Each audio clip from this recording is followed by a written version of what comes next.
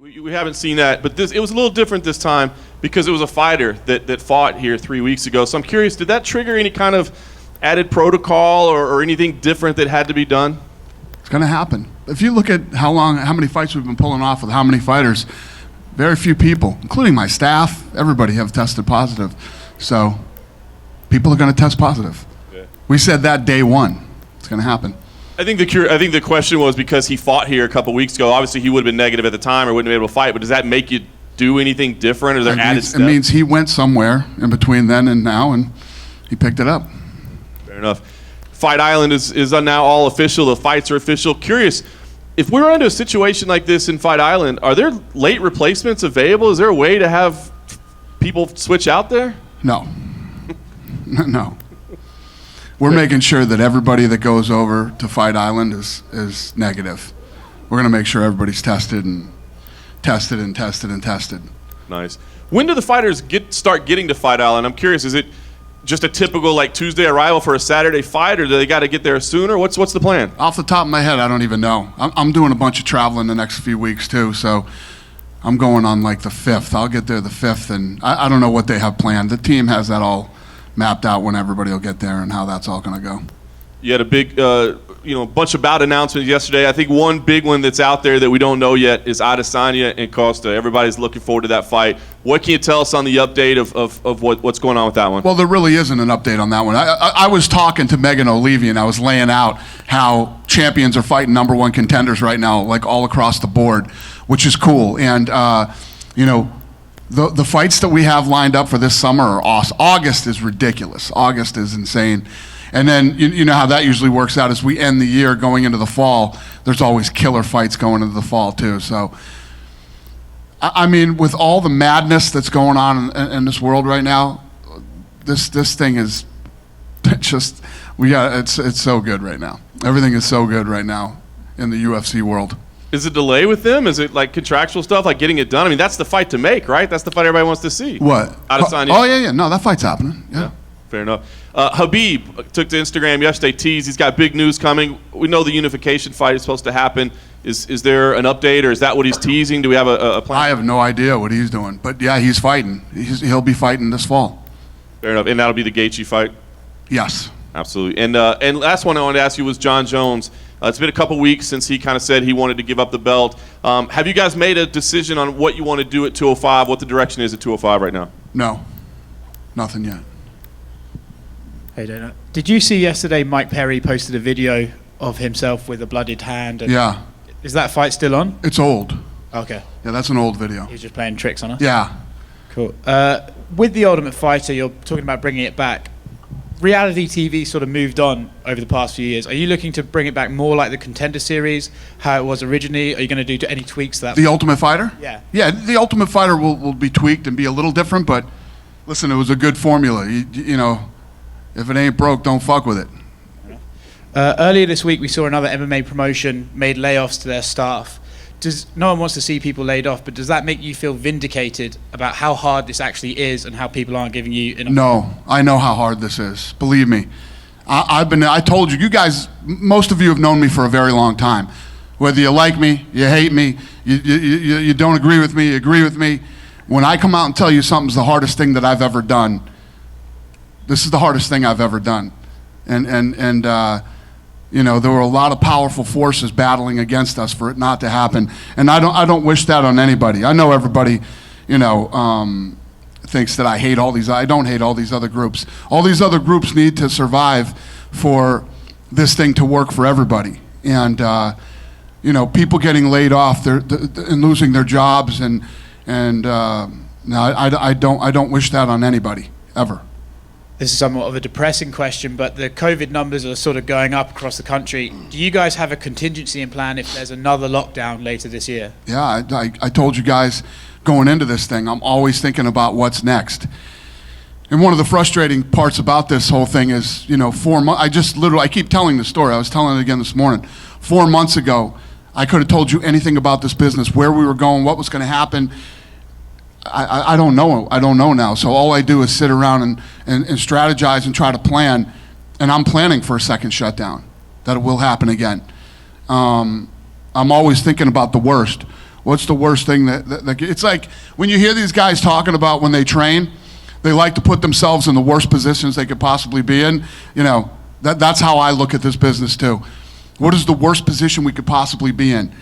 You know, and my number one goal is always I don't want to lay off any of my employees, and I don't want fighters sitting inactive and not being able to compete. And you know, when you're a professional athlete, you have a very small window of opportunity, a very limited amount of time. You know, we get into all this money shit and the stuff that's going on right now. Everybody acts like this is a fucking career. This isn't a career. This is not a career. This is an opportunity.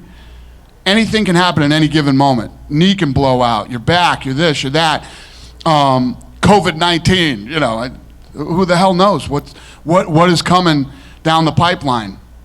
So you have to take every opportunity that you can get. If there was a second lockdown in the United States of America, would it be possible that you could just move essentially the whole company to Abu Dhabi for like months at a time? I don't know. Even Abu Dhabi shut down when this thing happened. Is that one of the hardest challenges about this entire thing, is that it literally, you just can't plan? It's like you want to book Khabib, Gaethje. I promise you this, if it can be done, I will do it. Thanks, Dan. If it can be done, I will do it. I was just curious to hear, like, I know you guys are planning 4 events in Abu Dhabi for the next month, but the plan is like keep going back and forth, Abu Dhabi and Vegas? What's the question? If the plan for the UFC is like keep coming back and forth, Abu Dhabi and Vegas for the next month? We're going to be going back and forth to Abu Dhabi until the world comes back. This is an international business, and most of our fighters are international. And we have to put on so many international fights, or I'll end up smoking all the U.S. talent like that, and we wouldn't be able to put on any events. We're going to be going back and forth to Abu Dhabi, I'm assuming, for a very long time. And I spoke to Amanda Nunes last week, and she said that she was contemplating a retirement, you know. That's not true. That's not what I heard. That's not what I heard. I heard that she was just saying, you know, I've achieved everything, I've done this, I've done that she's not really contemplating retirement. She's saying, what's next for me? Well, I did like a 1-hour interview. Well, you would know better, because there's definitely no language barrier between you two. So yeah, maybe the language barrier is between me and her. I just want to explain, like, she was saying that, you know, she already achieved everything in her life, that she doesn't see, like, you know, challenges right now. And she was happy with the UFC financially. It was nothing about money as well. It seems like is a place where she is right now because of her family. The thing that makes me laugh is when people say, oh, I'm pissed off about financially, whatever, I'm going to retire. Do you guys not get pissed off at work? I'm sure you guys get pissed off at work a lot. Are you going to fucking retire? Yeah, no. Why? Money. You can't retire. These guys can retire. She can retire. You know, a lot of these guys can retire. You know, I hope she doesn't. You know, she's one of my favorite people ever, and coming off the performance that she just put on, you know, I think that the beautiful thing was she came out of the Durandame fight, and everybody was like, oh, she looked human, this, that, you know, all the critics were all over. She fought arguably the best female striker of all time, beat her. And she looked human in that fight. Then she came out and put a statement on her last performance. She looked incredible and put on an absolute clinic against one of the toughest women I've ever seen in my life. And after a performance like that, I would hate to think that she would want to retire. But, you know, if that's true and that's where she's at right now, then she probably should. I was just curious to see, like, if you talk to her and if you know, are planning on talking to her soon. Yeah. I love that girl. I'm sure we'll talk about it, and we'll see what's up. I'm just going to give her some time. You know, they're having a baby, and, you know, she's got a lot of cool things going on in her life. I think she's at the point now, you know, she's got a lot of money, and she's probably starting to enjoy herself, and, you know, everything changes when you got a lot of money. And I just have some questions about the Brazilians fighting next month in the Fight Island, you know, starting with Jose Aldo that is going to face Peter Yan, you know, for the bout. What do you think about that fight, you know, and Jose Aldo fighting for the title. For Brazil, it's a huge thing, but a lot of people were also criticizing because he's coming from a loss. What's the question? Ja- There's three things at play here. I don't hear well. You have a mask on and an accent. All three of those are disaster I'll for try me. like this. So, can you talk about Jose Aldo and Peter Yan fighting for the bantamweight title? You know, a lot of people were criticizing Aldo because he's coming from a loss. Yeah. Well, I mean, I've pretty much said a million times how I feel about that. A lot of people thought he won the fight. Jose Aldo's one of the tough. That's the kid that Cejudo wanted. Cejudo, that he was next in line for the title shot. How do we go back now and tell him Cejudo retired, so you don't get the fight? And if people disagree with that fight, my point of view on that. Don't watch it. Don't watch the fight if you don't like it. Aldo's been around forever. The guy's a warrior, and to say that Aldo doesn't deserve anything is ridiculous. What does it represent to him, though, if he gets a second belt at this point in his career? What does that mean to him? It's huge. I mean, I guess everybody would be wrong then, wouldn't they, that he didn't deserve the title shot. So, if he goes in and gets absolutely dominated and it's a one-sided fight and Aldo gets destroyed, then they were right and we were wrong, and, it happens. We also have Gilbert Burns fighting for the title against Kamaru Usman. What do you expect from the fight? I expect that fight to listen. I've become an Usman fan. You guys remember when Usman came out and gave that was 30% tonight or whatever percentage he said, and I went off on him that night. Ever since that night, the guy's been an absolute stud. The Colby Covington Usman fight is one of the best fights of the year, Gilbert Burns is a well-rounded savage. And this guy wants this fight so bad. I love guys with Gilbert Burns' attitude. Going in against a guy like Usman, I think the fight's going to be incredible. I think it's going to be an incredible main event, and I'm looking very forward to it. My last one is Davidson Figueiredo against Benavidez, like a rematch that, the first time he didn't make weight.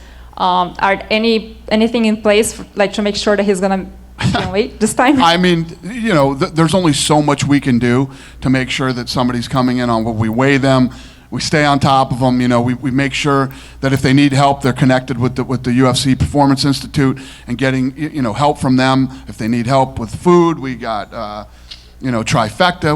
We have all these things in place that can help these guys, but they have to want to help themselves and they have to work with us.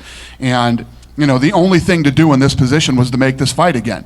And Benavidez is another guy who's a great guy, has been around forever.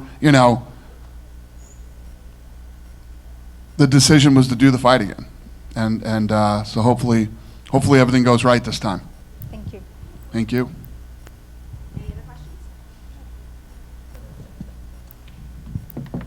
Dana, I just wanted to follow up on Amanda Nunes. If she were to walk away, what would you do with the women's featherweight belt? Would there still be a featherweight division? Probably not. What about for bantamweight? Would there? What kind of timeline? Yeah, that one will give still be her? there. What kind of time? I literally just told the guys the other day to build that division. Let's get it. Start signing girls. Let's start building that division. And now my girl's talking about retirement. So apparently we got to get on the same page and figure this thing out. How long would you give Amanda to work things out before you decided to? She can do whatever she wants to do. She's the queen. She can do whatever she wants. She's got nothing. She's having a bit, like I just said, she's having a baby. She's got all these great things going on in her life right now, personally. And professionally, she's done anything that I've ever asked her to do. I mean, to go from, Ronda Rousey to her, it's actually been a joy working with the women in that division, I haven't always seen eye to eye with Holly Holm's people, but Holly Holm is one of the nicest human beings on planet Earth. So dealing with that division has been awesome. And back on the COVID instances, in case there is another lockdown, have you been able to speak with the Nevada Commission at all to say, hey, this model that we've had here has worked, and would this be something that they would allow to keep in place? It would be interesting to see. Thank you. Be interesting to see. I mean, going in, you knew we were going to do it right. I mean, who thought we weren't going to do it right and we wouldn't, do everything we can? It's like I said, when you look at a lot of these other sports and you guys and other people try to compare us to the other sports, you can't compare us to the other sports. By the time we're done with Fight Island, we'll be in 10 fights or more.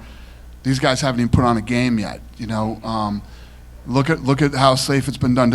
I know at first, a lot of people were scared and a lot of things. Do you guys feel scared coming to these things anymore? Do you feel like you're ever, you know, and the athletes, our employees, everybody, we take care of our people.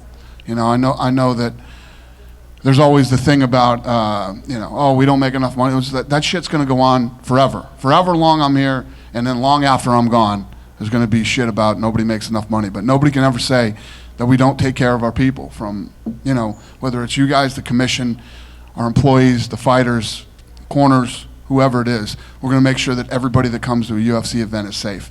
We'll spend the money and we'll do what it takes to do it right. So my point to saying that was, you know, I don't think they didn't think we would do it right the first time, but hopefully if this thing goes down again, they know that we can do this and we will do it right. If not, plan B, which I don't have yet.